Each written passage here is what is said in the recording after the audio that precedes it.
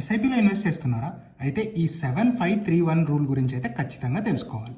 7 అంటే మనం SIP start చేసేటప్పుడే అట్లీస్ట్ 7 ఇయర్స్ అన్నా చేసేటట్టయితే ప్లాన్ చేసుకోవాలి. ఎందుకంటే ఇలా లాంగ్ టర్మ్కి ఇన్వెస్ట్ చేసినప్పుడు మనకు నెగిటివ్ రిటర్న్స్ వచ్చే ప్రాబిలిటీ అయితే తగ్గే అవకాశం అయితే ఉంటుంది. 5 అంటే మనం మొత్తం మనీని ఒకే దగ్గర పెట్టకుండా ఇలా డిఫరెంట్ కేటగిరీ ఆఫ్ స్టాక్స్లో అయితే డైవర్సిఫై చేసుకోవాలి. ఇలా చేయడం ద్వారా మన రిస్క్ అన్నది తగ్గి రిటర్న్స్ అయితే పెరిగే అవకాశం ఉంటుంది. 3 అంటే ఈ 3 ఛాలెంజింగ్ ఫేసెస్ని మనమైతే ఓవర్కమ్ చేయాలి.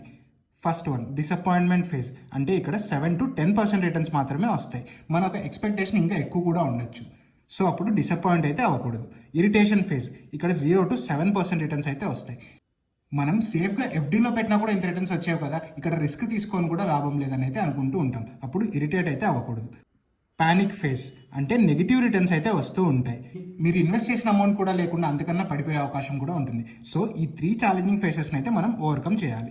1 అంటే ఎవ్రీ ఇయర్ మన శాలరీ పెరిగే కొద్దీ మన ఎస్ఐపి అమౌంట్ని కూడా ఇంక్రీజ్ చేస్తూ వెళ్ళాలి. సో దట్ మన ఫ్యూచర్ ఫైనాన్షియల్ గోల్స్ని అయితే ఈజీగా అచీవ్ చేసుకోగలం.